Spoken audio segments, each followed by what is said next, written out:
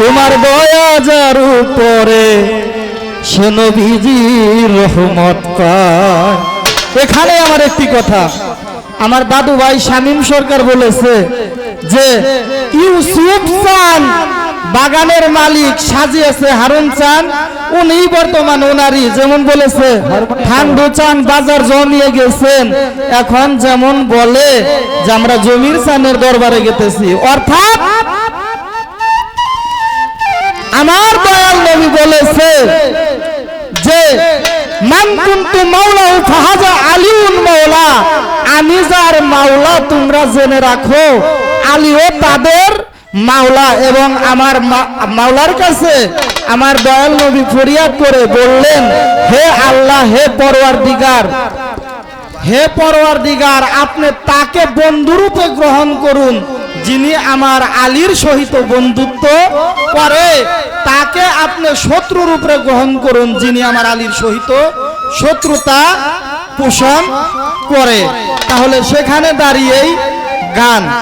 আচ্ছা দরদিরা, আমার পরে যিনি গাইবেন তাকে একটা প্রশ্ন করেই যায় নাকি?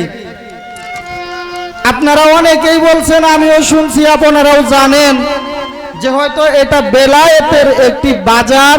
আজকে তরিকতের মানুষের জন্য এটাই হলো প্রধান ঈদ, যাকে বলা হয় ঈদে গাদির।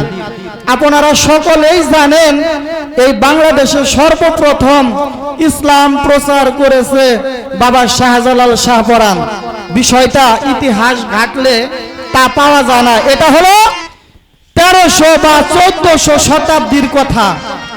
1278 খ্রিস্টাব্দে এই ধরাধামে ইসলাম প্রচার করেছেন শরফুদ্দিন তাওফুর রহমতুল্লাহ আলাই।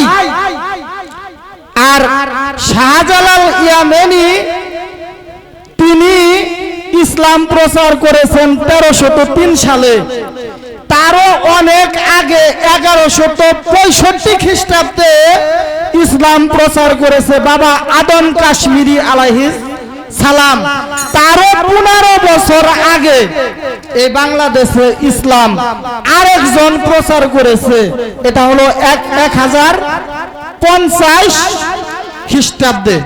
তাহলে বিষয়টা কি হলো? 1000 থেকে 1303, প্রায় 300 বছরের ব্যবধান নাকি বাবাজিরা? কিন্তু আমরা সকলেই যাই না আসতেছি ওই 300 বছর পরে শাহজালাল শাহপরাণ প্রচার করছে। আমাদের মূল ইতিহাসটা জানা দরকার, কারণ আমি কয়েকজনের নাম বললাম। 1278-এ শরফুদ্দিন তাওফুর রহমতুল্লাহ আলাই, আর আদম কাশ্মীরি করেছে 1065 খ্রিস্টাব্দে। কিন্তু সর্বপ্রথম যিনি ইসলাম প্রচার করেছে এটা ছিল 1050 খ্রিস্টাব্দে। আমার পরে যেই গাবেন এই একটা রইল, আপনারা একটু আমাদেরকে সঠিক ইতিহাসটা বললে অন্তত আমাদের মনে ঠান্ডাটা যাবে যে শাহজালাল বাবাই না, তার আগেও এদেশে ইসলাম প্রচার করেছে।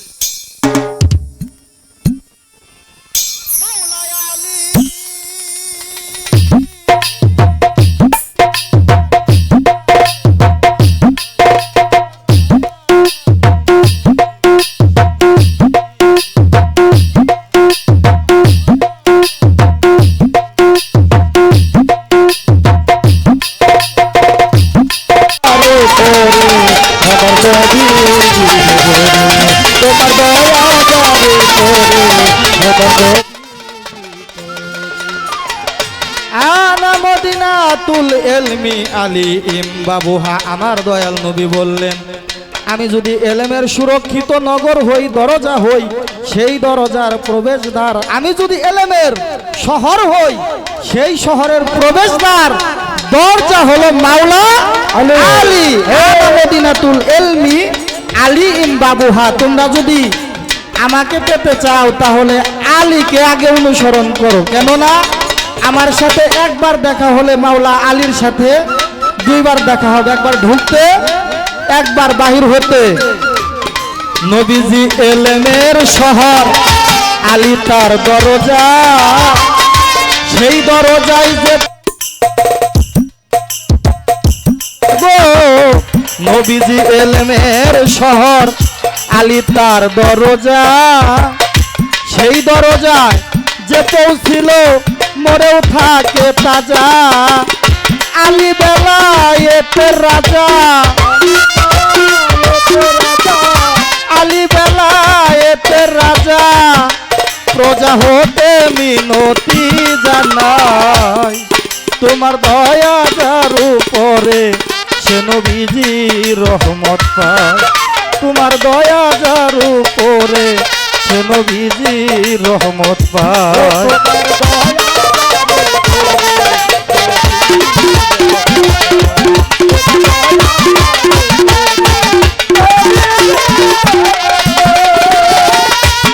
এক নূরে দুই মহাপুরুষ আলী আর মুহাম্মদ। মুহাম্মদ পেলেন নবুয়ত, আলী বেলায়েত গো। এক নূরে দুই মহাপুরুষ আলী আর মুহাম্মদ। বাবাজিরা খারাপ লাগতেছে? আরেকটি কথা বলি, আপনারা পালা গানেও শুনছেন, আমরাও কইছি। কারণ একই জায়গা থেকে যদি একটি ইট আমি খণ্ড করলাম, সমানে সমানে দুইটি ভাগ করলাম, অর্ধেক ইট দিয়ে যাহা হওয়া কথা ওই ইট দিয়েও সমপরিমাণ শক্তিশালী কাম করা যাবে। কেননা ওটা সমানে সমানে ভাগ করেছি। আমরা অনেকেই জানি যে বেলায়েতটা মূলত মনে হয় আমার দয়াল নবীর কাছ হইতে পাইছে, কিন্তু দলিল ঘাটলে দেখা যায় তিনি কি বললেন, আনা আলিউন মিন নূরিন ওয়াহিদ, আমি এবং আলী একই নূরের দুইটা খণ্ড। তাই বললেন ভাবুক, এক নূরে দুই মহাপুরুষ আলী আর মুহাম্মদ। মুহাম্মদ পেলেন নবুয়ত, আলী বেলায়েত। আলী নবী, নবী আলী, নবী আলী, আলী নবী হাদিসে পাওয়া যায়। তোমার দয়া যার উপরে সে নবীজি রহমত পায়। তোমার দয়া যার উপরে সে নবীজি রহমত পায়।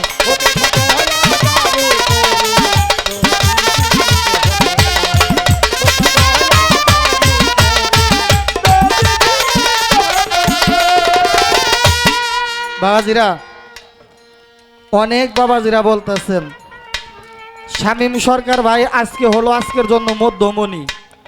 কারণ প্রধান বক্তার বক্তব্য হয়ে গেলে তারপর আর বক্তব্য ভাল লাগে না। যারা মনে করতেছেন শামীম ভাই খুব ভালো গাইবো, তাদের অন্তত এই ধৈর্যটা ধরা উচিত যে শামীম ভাই গাইলে তো ব্যাগ যাইবো, এই গান দিতেলে কি করব। তেলে ব্যক্তি গায়ক প্রধান আকর্ষণ আমাদের থেকে যাক। এমনও হতে পারে আমরা একটা দুইটা করে গান জাগামু, একটা একটা প্রশ্ন যা করুমু সব একাই শামীম ভাইয়ের কোন লাগতে পারে নাকি। কারণ কথার ওজন যে বুঝবো সেই তো আলোচনা করবো নাকি। তাহলে আমার আল্লাহ তাআলা স্বয়ং নবীকে বললেন, হে দুস্ত, হে হাবিব, আপনি যে 23 বছর এত কষ্ট করলেন, আপনার এই রেসালাতের পারিশ্রমিক বাবদ আপনি আমার কাছে কি চান আপনি বলুন, আপনাকে আমি দেব। আমার দয়াল নবী মাওলার কাছে বললেন, হে পরওয়ারদিগার, আমার এই রেসালাতের পারিশ্রমিক বাবদ আমি আর কিছুই চাই না, আমার উম্মতগণ যেন আমার বংশধরকে ভালোবাসে।